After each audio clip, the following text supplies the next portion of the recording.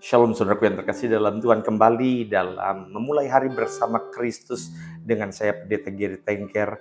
Dan pagi hari ini kita percaya bahwa kalau kita memulai hari kita bersama Tuhan Yesus, maka setiap langkah orang benar pasti Tuhan akan pimpin. Setiap langkah aktivitas kita hari ini, maka selalu ada penyertaan Tuhan bagi setiap kita, orang-orang percaya, orang-orang kudusnya.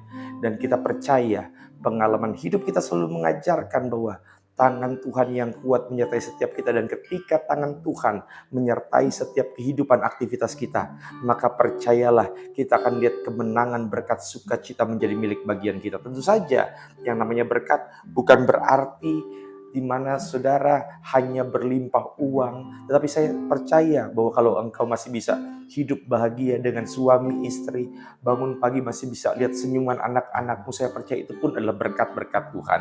Dan saudara, sebelumnya mari dimanapun kita berada, kita boleh tundukkan kepala kita bersatu di dalam doa. Kami bersyukur Tuhan Yesus untuk pagi hari yang indah ini, di mana Tuhan boleh kembali memberkati setiap kami dengan nafas kehidupan yang baru. Tuhan boleh bangunkan kami pada pagi hari ini. Kami percaya kami bangun pagi hari ini, nafas kami hanya untuk memuliakan Tuhan. Dan ketika kami sadar bahwa kami ada di dunia ini hanya untuk memuliakan Tuhan, kami percaya Tuhan Yesus bahwa setiap kami di dunia ini selalu punya berkatnya masing-masing. Terima kasih Tuhan Yesus. Kembali pagi hari ini kami mau merenungkan firman-Mu. Biarlah setiap firman yang kami dengar dan kami renungkan menjadi dasar pedoman kami dalam kehidupan kami bekerja, beraktivitas, atau apapun yang kami kerjakan pada hari ini. Terima kasih Tuhan Yesus. Terima kasih. Haleluya. Mari saudara kita angkat satu pujian, ku berbahagia yakin teguh.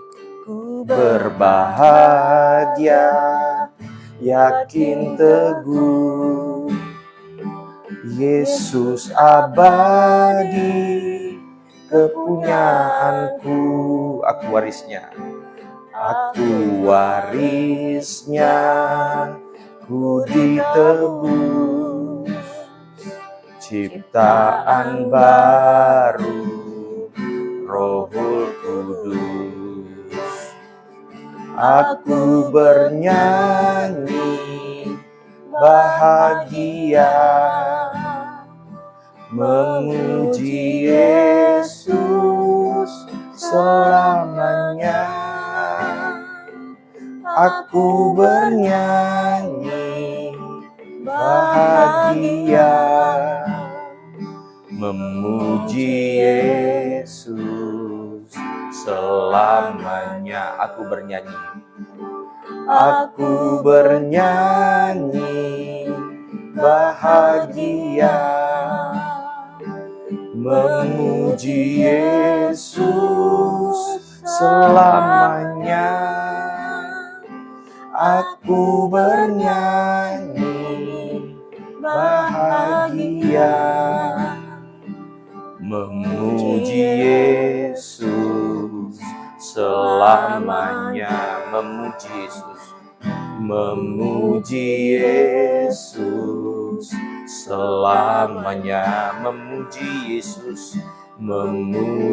Yesus selamanya. Haleluya, saudara yang terkasih dalam Tuhan. Puji Tuhan, Tuhan Yesus baik, maka anugerah Tuhan sepanjang masa bagi setiap kita. Haleluya. Kita buka Alkitab kita, saudara, yang terambil dari Kejadian pasal yang keempat.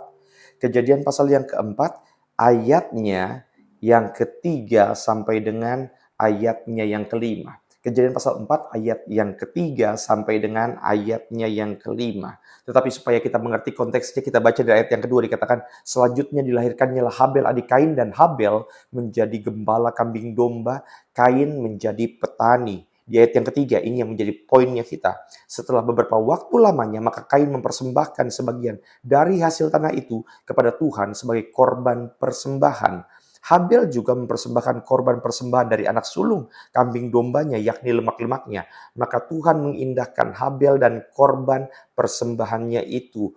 Ayat yang kelima dikatakan, Tetapi Kain dan korban persembahannya tidak diindahkannya. Lalu hati Kain menjadi sangat panas dan mukanya muram. Waktu zaman sekolah minggu, saudara, dulu diajarkan ketika dua kakak beradik ini, Kain dan Habel, mempersembahkan korbannya, maka persembahan daripada Kain itu asapnya katanya menyebar kemana-mana, sedangkan persembahannya Habel itu langsung ke sorga.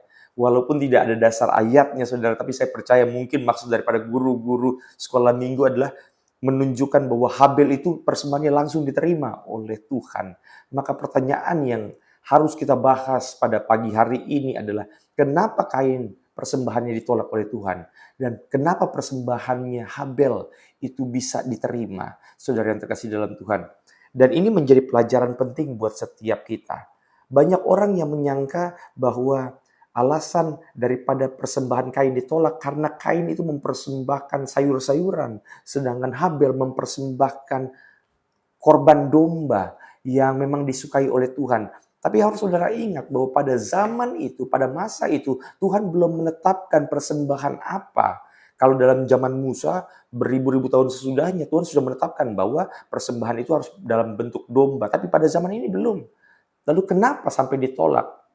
Yang saya pelajari, saudara, yang pertama, coba lihat di ayatnya yang keempat. Dikatakan demikian, Habel juga mempersembahkan korban persembahan dari anak sulung kambing dombanya, yakni lemak-lemaknya. Artinya kenapa Habel diterima? Karena memang Habel memberikan yang terbaik. Kenapa disebut yang terbaik? Karena memang lemak-lemaknya pada saat itu, kita tahu bahwa lemak itu ketika dibakar menimbulkan aroma yang khas, aroma yang harum. Dan lemak itu menunjukkan, mengajarkan, memberikan informasi pada setiap kita bahwa Habel itu memberikan sesuatu yang terbaik. Bahkan kalau lihat perbandingannya di ayat yang ketiga, Kain mempersembahkan sebagian dari hasil. Terjemahan dalam Lembaga Alkitab Indonesia dikatakan sebagian. Ini yang menjadi pembeda, saudara yang terkasih dalam Tuhan.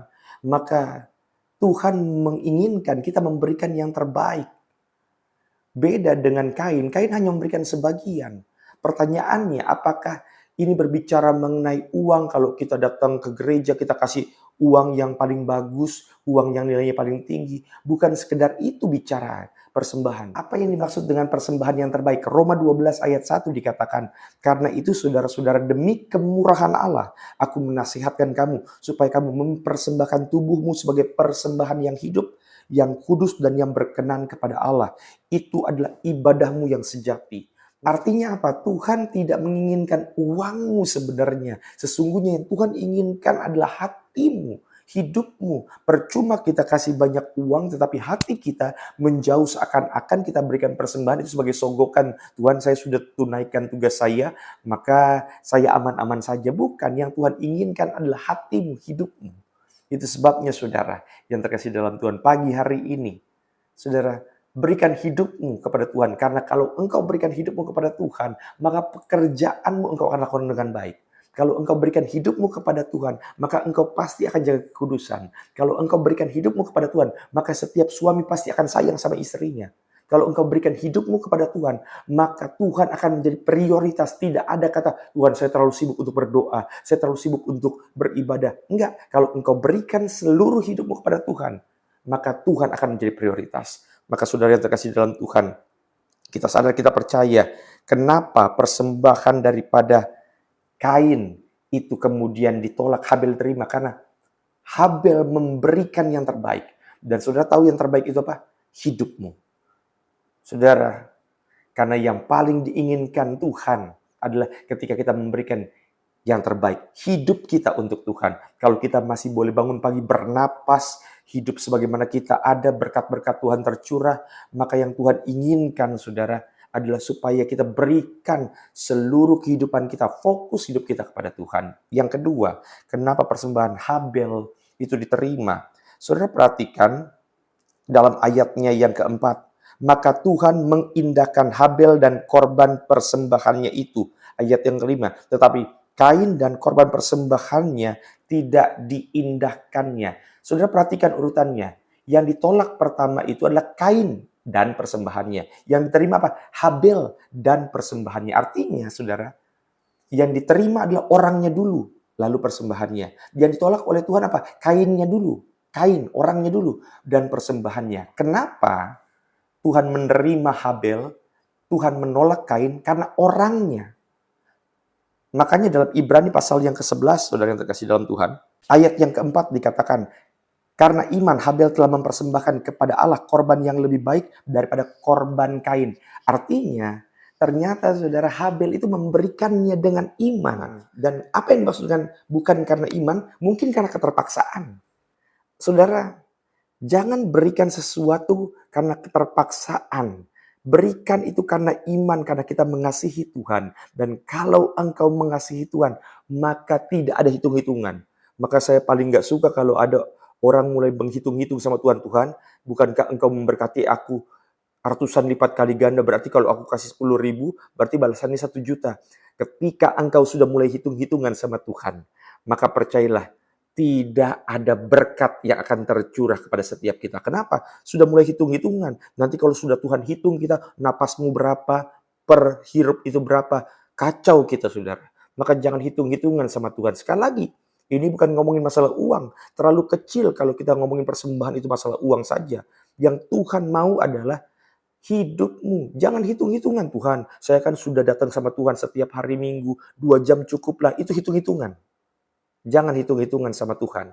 Karena semua sudah Tuhan kasih pada setiap kita. Maka pagi hari ini, tidak ada kata terlalu sibuk untuk mendengarkan firman Tuhan. Mulai pagimu dengan Tuhan. Itulah bukti pengorbanan kita. Tuhan, di tengah kesibukan saya mau sisihkan waktu untuk Tuhan. Karena saya percaya, kalau saya masih boleh bekerja, kalau saya masih punya bisnis, kalau saya masih bisa ada penghasilan, semua karena kasih Tuhan. Dan setiap saudara yang butuh dukungan doa, saudara boleh tulis maksud saya di kolom yang ada di bawah ini, sehingga saya akan dengan sukacita, dengan senang hati untuk mendoakan setiap saudara. Dan mari kita akhiri renungan pagi ini di dalam doa.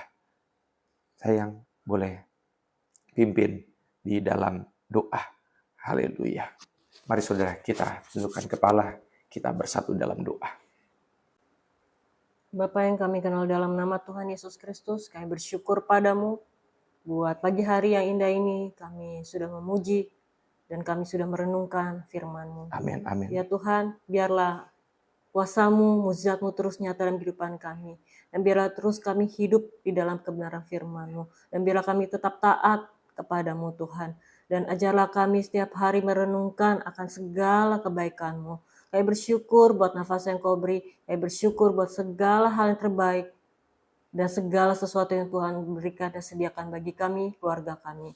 Terpujilah Engkau Bapa yang baik. Kami bersyukur dan selalu bersyukur. Haleluya. Amin. Amin. Puji Tuhan dan selalu ingat, mulailah harimu bersama Kristus. Tuhan Yesus memberkati. Shalom.